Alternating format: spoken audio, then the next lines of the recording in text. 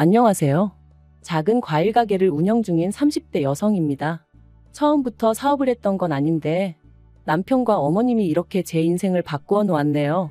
후회는 없어요. 이 일을 시작하지 않았다면 지금도 하루하루 남편과 부딪혀가며 스트레스 받아가며 그렇게 살았을 것 같거든요. 그러니 그런 생각을 하면 지금 저에게 주어진 이 시간에 감사할 뿐이지요.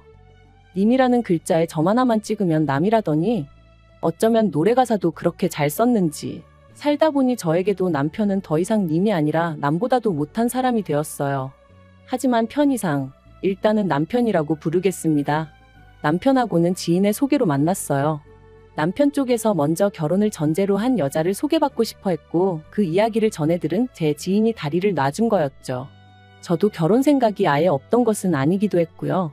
그래서 싫은데 억지로 나간 자리였다 그렇게 말은 못하겠습니다. 못 이긴 척 나간 자리였다고 설명하면 적당하겠네요. 소개팅을 처음 해보는 건 아니었지만 그래도 예전과는 달리 이번엔 결혼 전제였으니 긴장 아닌 긴장이 되대요. 그래서 제 나름대로 평소와는 달리 화장도 좀 하고 옷도 예쁘게 차려입고 나갔어요. 그리고 약속 장소에 도착하니 누가 봐도 저만큼이나 긴장해 있는 남편이 먼저 도착해 저를 기다리고 있었죠. 이후로 서로 어색하게 인사를 나누고 남편의 주도로 대화가 이어졌는데 이혼한 마당에 이런 이야기를 하기도 좀 우습지만 시간이 어떻게 흘렀는지도 모를 만큼 말이 잘 통했어요. 그래서 커피까지 마시고도 서로 아쉬워 헤어지지 못하고 맥주 한잔 하자며 장소를 옮겼고 3일 만에 두 번째 만남을 가졌죠. 이후로 저희는 정말 말 그대로 서로에게 불이 붙어 2주 만에 정식으로 사귀는 사이가 되었습니다. 나이 30이 넘어 결혼을 전제로 한 만남이다 보니 저희는 연애 시작부터 서로에 대해서 뿐만 아니라 서로의 가족이나 직장에 관해서도 많은 이야기를 나눴어요.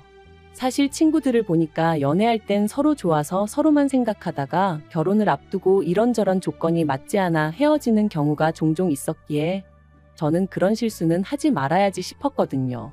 그리고 그렇게 알게 된 게 일단 남편의 경우 부모님 두 분 다 당시 60대 초반으로 아버님은 회사를 다니신다 했고 어머님은 전업주부라고 했습니다. 그리고 밑으로는 3살 어린 여동생이 있다고 했죠. 듣기에는 정말이지 지극히 평범한 가정이었어요. 또한 남편이 말하길 자기 부모님은 노후 준비가 다 되어 계시다며 자기는 전혀 신경 쓸 게 없다고 했으니 결혼 상대로는 대단히 좋을 것도 아니었지만 그렇다고 딱히 걱정할 것도 없다 싶었달까요? 그리고 제 친정 또한 상황이 크게 다르지는 않았습니다. 친정아버지는 여전히 직장 생활을 하고 계셨고 친정어머니도 이모와 함께 반찬 가게를 하고 계셨으니까요. 노후 또한 제가 걱정할 건 하나도 없었고요. 그런데 1년 반의 연애 끝에 정식으로 결혼 이야기가 진행되면서 황당한 사실이 하나둘씩 까발려지기 시작했습니다. 시작은 아버님의 회사였어요. 당시 남편은 아버님이 모 회사의 고문 같은 역할로 계시다고 했는데 그건 정말이지 부풀린 수준이 아니라 아주 새빨간 거짓말이나 다름이 없었습니다. 아버님은 실은 지인의 사무실에서 사무보조 정도를 해주는 수준이셨는데 그마저도 지인이 나오지 않아도 된다고 하는 걸 아버님이 억지로 나가고 계시던 상황이었거든요.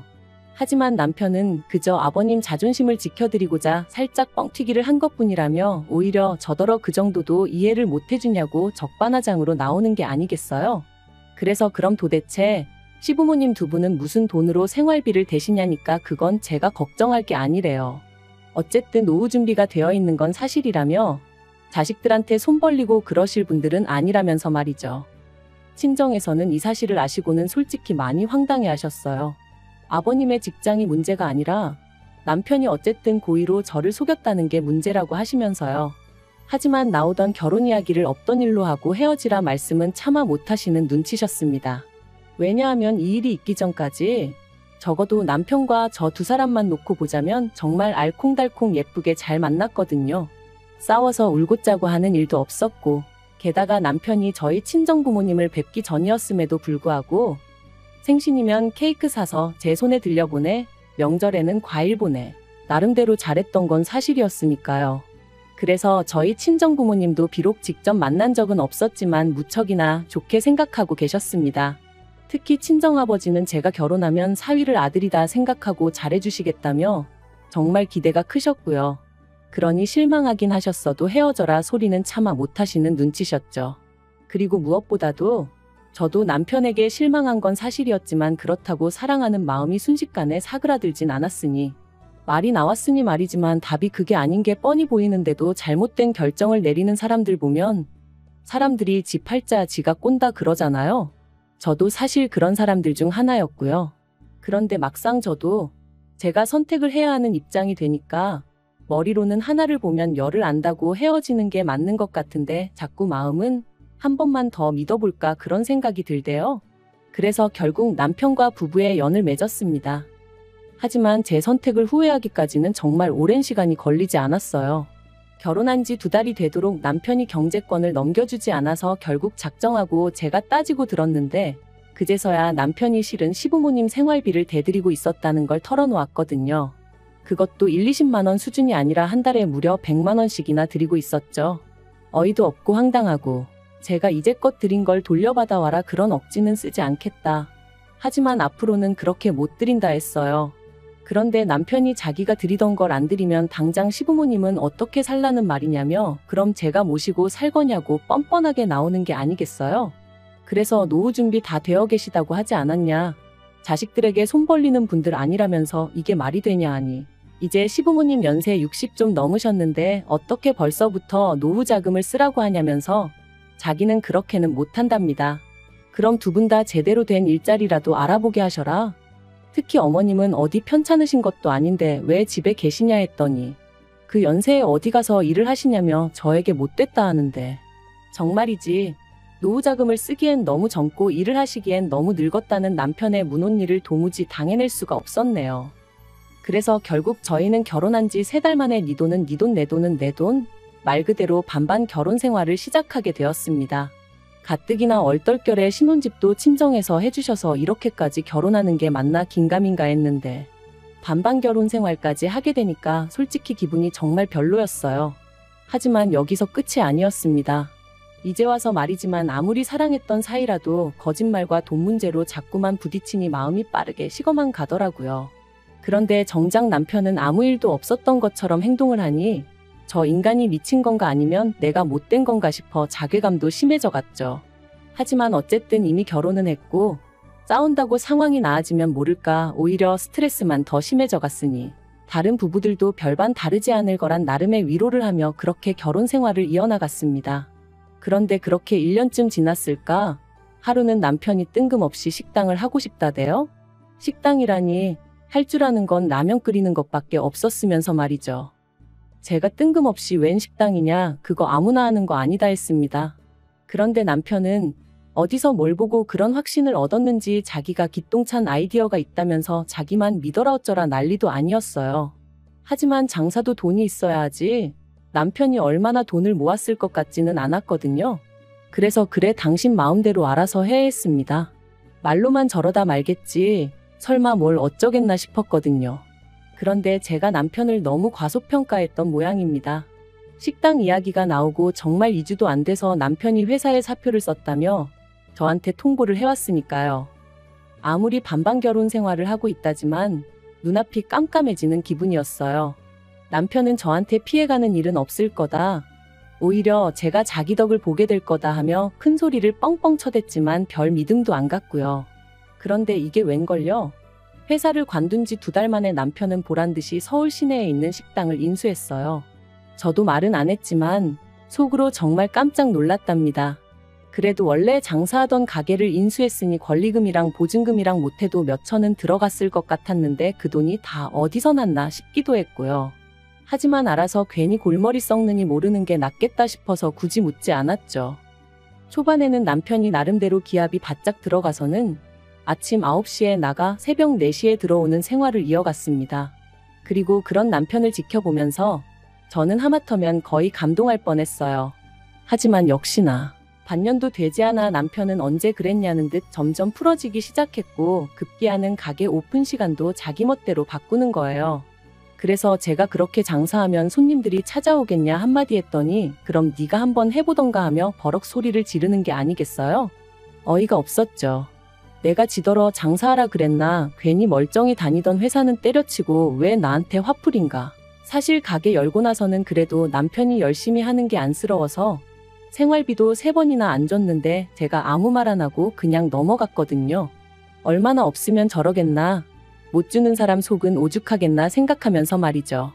그런데 그런 저한테 미안해한다거나 고마워하는 기색은 없고 화풀이만 해대니 기도 안 차더라니까요. 그리고 급기야는 남편이 권리금이고 보증금이고 뭐고 모르겠다며 아주 배째라는 식으로 나오기 시작했습니다. 제가 미쳤다고, 한두 푼도 아닌데 그런 소리가 나오냐니까 저더러 네 돈도 아닌데 무슨 상관이냐는 거예요. 그런데 더 어이가 없었던 건 남편이 그렇게 나오자 어머님이 난리셨어요. 알고 보니 남편 가게를 차려준 게 어머님이셨거든요. 어머님은 무려 8천만 원이란 당신 돈이 들어갔다며 그 돈을 저더러 갚으라셨습니다. 제가 어이가 없어서 저랑 상의를 하고 남편한테 빌려주신 것도 아닌데 그 돈을 왜 제가 갚아야 하냐고 저는 못 갚는다 했어요. 그리고는 남편더러 당신 어머니 돈인데 아깝지도 않냐, 정신 차리라 몇 번이나 어르고 달랬지만 도통 들어먹지를 않대요. 그런데 그 무렵 안 좋은 일은 몰려서 온다더니 제가 다니던 회사가 부도가 났습니다. 언젠가부터 흉흉한 사무실 분위기가 마음에 걸렸는데 결국 사장이 직원들을 모아놓고는 미안하게 됐다며 더는 방법이 있네 없네. 그리고는 대부분의 직원에게 해고를 통보했죠. 직원들 몇몇이 이렇게 나갈 수는 없지 않냐며 법적으로 한번 붙어보자고도 했지만 그게 말처럼 쉬운 일도 아니고, 그래서 일단은 어떻게 상황이 진행되는지 알려달라 하며 저는 저대로 또 살 길을 찾아 나서야 했어요. 그리고 그런 와중에 남편은 하도 죽겠다며 사람을 보채대니 가게에 한번 나가봤는데 사실 그전까지는 자기 멋대로 결정하고 판 벌린 남편이 미워서 가게에 가본 적이 없었어요. 한창 남편이 열심히 하던 때는 방해가 될까 싶어 못 갔고요. 그래서 제대로 가본 건 그때가 처음이었는데 여길 왜 말아먹지 싶을 정도로 위치도 너무 좋고 한마디로 이해가 안 되는 거예요. 처음엔 당장 출근도 안 하겠다, 남편을 도와줄까 싶었어요. 하지만 정작 남편은 거의 포기한 상태로 무념무상인데 자칫하다간 저 혼자 독박 쓰게 생겼더라고요. 그래서 남편더러 정말 가게 접을 거냐 물으니 그럴 거라길래 그럼 나한테 팔라고 했습니다. 그러니까 남편이 그게 무슨 말도 안 되는 소리냐면서 팔고 자시고 할 게 어딨냐고 그냥 저더러 나와서 도와주면 되는 거 아니냐대요. 그렇게는 못한다 했습니다. 보나마나 당신은 나를 직원 부리듯 할 거고 어머님은 어머님대로 당신 돈으로 차렸다 하시며 온갖 생색을 내실 게 분명하다고. 그러니까 난 무턱대고 나와서 일 도와주고 그렇게는 못한다 했죠. 나한테 아예 전적으로 팔던지 아니면 접던지 당신 하고 싶은 대로 하라면서요. 그리고 저는 그렇게 어머님의 가게를 인수했습니다. 다만 저도 모아놓은 돈이 많던 건 아니었던지라 친정어머니에게 상의를 드리니 어머니가 당신이 인수하겠다 하셔서 저희 어머님 대 친정어머니 간의 거래로 이루어졌지요. 지금 생각해보면 저도 정말 무슨 깡으로 그랬는지 모르겠어요. 그런데 정말 가게 자리가 좋아서 조금만 신경 쓰면 잘 풀릴 것 같은 확신이 들었달까요? 그리고 나중에 듣기론 친정어머니는 어머니대로 제가 확신이 있으니 한번 밀어줘 보자 싶으셨다대요. 그리고 그때부터 저는 정말 하루에 길어야 4-5시간을 자가며 가게 일에 몰두했습니다. 남편은 회사가 많은 동네니 무조건 술집을 해야 한다며 그 작은 공간에 빡빡하게 테이블을 밀어넣고 술을 팔았지만 일단 제대로 된 안주도 없지, 그렇다고 술이 싼 것도 아니지. 게다가 근처에는 이미 터줏대감처럼 자리 잡고 있는 괜찮은 술집들이 너무 많았거든요. 그래서 저는 과감하게 그 공간을 과일가게로 바꾸어 버렸어요. 저도 그랬지만 직장인들 대부분이 아침 먹을 시간도 없이 출근을 하는데 그럴 때 바나나라던가 사과 하나만 있어도 살 것 같거든요. 아무튼 나머지는 제 사업 비밀이라 더 말은 못하겠습니다만 과일가게로 바꾼 건 정말 신의 한 수였어요. 제 예상보다 훨씬 더 많은 손님들이 아침 출근길 때만이 아니라 점심때 찾아오기도 했고 또 자취하는 직장인들도 많이 찾아왔거든요. 그래서 어떤 날은 과일이 없어서 못 파는 날도 있었다니까요. 그리고 그렇게 저는 단 1년 만에 친정어머니에게 빌린 돈을 모두 갚았을 뿐만 아니라 제 차도 뽑았는데 그걸 보고 남편이 어지간히 배가 아팠던 모양입니다. 참고로 이 무렵에는 남편이 역시 공무원이 제일이라며 공무원 공부를 하고 있었고 자기가 부담해야 할 생활비도 하루 이틀 밀려주기가 일쑤였던지라 따져보면 못해도 3분의 2는 제가 부담했을 거예요. 하지만 여기까지는 그래도 어쨌든 제 남편이니 이해하고 안고 가려고 했습니다. 그런데 그런 제 마음도 모르고 하루는 어머님이 제 과일 가게에 찾아오셔서는 남편에게 다 들었다며 제 가게를 내놓으라시대요. 처음부터 자기가 제 꼼수에 넘어가 안팔 가게를 팔았다면서 말이죠. 황당하고 어이가 없어서 그게 말이 되냐 했습니다. 정당하게 값 치르고 제가 인수한 제 가게니 억지 쓰지 마시라 했고요. 하지만 어머님의 억지에 이어 남편까지 저를 달달 볶기 시작했어요. 급기야는 한다는 말이 너는 이제 나름대로 노하우도 있고 그러니 어디 가서 새로 열어도 잘할 수 있지 않냐면서 자기도 자기지만 어머님이 저 때문에 얼마나 소가리를 하시는지 아느냐고 며느리가 돼서는 그러면 안 된다나요?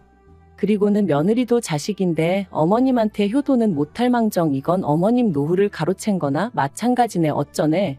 또 뭐라더라 자기가 언제까지 이렇게 공부를 해야 하냐. 자기도 집안에서 존경받는 가장이고 싶다. 아무튼 말도 안 되는 소리를 끝도 없이 늘어놓는데 언제까지 들어줘야 하나 미치겠더라고요. 한편 어머님과 남편이 아무리 뭐라건 제가 들은 척도 안 하니 둘 다 방법을 바꾼 건지 한다는 소리가 제대로 된 보상을 해달라대요. 그리고 그 보상은 바로 현찰 1억이었죠. 뜬금없이 무슨 1억이냐 말도 안 된다 하니 어머님이 말씀하시길 그 가게를 저희 남편이 계속 붙잡고 있었으면 1년에 1억이 아니라 2억을 벌었을지도 모르지 않냐면서 앞으로도 매년 1억씩 달래요. 기도 안 차서 어머님 아들이 말아먹을 뻔한 거 제가 살려놓은 거 모르시냐니까. 사람이 살다 보면 슬럼프가 올 수도 있는 건데 그걸 기다려주지 못한 제 잘못이랍니다. 그리고 남편은 가만히 있었으면 제가 이혼까지는 생각하지 않았을지도 모르겠어요. 하지만 입만 살아가지고 어머님 옆에 딱 붙어서는 엄마 말이 맞다는 둥, 제가 너무한다는 둥, 너는 우리를 가족으로 생각을 안 하는 거냐, 그렇게 악착같이 니 거 내 거 따져야겠냐? 정말 해도 너무한다 싶더라고요. 그래서 제가 남편하고 이혼을 하면 했지 가게는 못 넘겨준다 아주 딱 잘라 말했습니다. 그리고 그 말 한마디를 어머님은 아주 그냥 너 잘 걸렸다 싶으셨는지 꼬투리 잡아 돈독이 올랐느니 어쩌니 하시더니 남편더러 이혼해라 이혼해 그러시는 거예요. 아마 저를 겁주려는 게 아니었나 싶은데 저도 약이 오를 대로 올라 있었는데 그런 말이 뭐가 무서웠겠어요? 그리고 역시나 제가 눈 하나 깜짝하지 않으니 어머님하고 남편이 더 당황해 하더라고요. 그리고 저는 결국 지인을 통해 이혼 전문 변호사를 소개받았고 남편에게 이혼 소장을 보냈습니다. 살살 어르고 달래서 협의 이혼을 할까 그 생각을 안 한 것도 아니었지만 아무래도 금전적으로 걸고 넘어질 게 분명해서 처음부터 깔끔하게 짚고 넘어가야겠다는 생각이었거든요. 아무튼 이후로 1년간의 지리한 싸움 끝에 저희는 완벽하게 남남이 되었어요. 어머님은 그런 와중에도 끝까지 위자료로 1억을 받아야 한다며 헛소리를 하셨는데 오죽하면 나중엔 남편 쪽 변호사가 그런 어머님한테 짜증을 다 내더라니까요. 그리고 이후로 저는 과일 가게를 하나 더 오픈해 지금은 비교적 덜 바쁘고 더 여유로운 생활을 즐기고 있습니다. 친정어머니의 서포트가 없었다면 아마 지금의 이 생활은 결코 누릴 수 없었을 테지요. 그래서 지금도 열심히 노력한 제 자신보다도 시작할 수 있는 용기를 주셨던 친정어머니에게 더 감사한 마음뿐이에요. 남편 소식은 원치 않아도 말 많은 지인 덕분에 조금씩 듣게 되는데 여전히 공무원 시험 공부를 하는 중이랍니다. 저희가 살던 집이 친정어머니 명의의 집이었다 보니 남편은 시댁으로 다시 들어갔는데 공부를 집에서 하는 통에 어머님도 신우도 죽을 맛인가 보다며 아주 지인이 혀를 차더라고요. 그러면서 저더러 저런 사람인 줄도 모르고 소개시켜 미안하다길래 아니라고 저도 한때는 좋은 사람이라 생각하고 결혼까지 했던 건데 누굴 탓하겠냐 그런 소리 하지 마시라 했습니다. 지금도 남편과 연애하던 시절을 생각하면 그리운 기억도 있고 솔직히 좋은 기억이 정말 많아요. 하지만 연애랑 결혼은 정말 다르다는 걸 이번 결혼 생활을 뼈저리게 느꼈네요. 왜 어른들이 그래서 양가 식구들도 살펴야 하고 가풍도 봐야 하고 수준이 비슷해야 한다고 말씀하시는지도 알게 되었고요. 아무튼 비싼 값 치르고 인생 공부했다 생각합니다. 아무것도 남지 않은 건 아니라 다행이라고 해야 할까요? 과거에 연연하지 않고 누군가를 너무 미워하는데 제 인생을 낭비하고 싶은 마음도 없어요. 지금처럼 앞으로도 저와 저를 응원해주는 사람들에게 감사하며 하루하루 열심히 살겠습니다.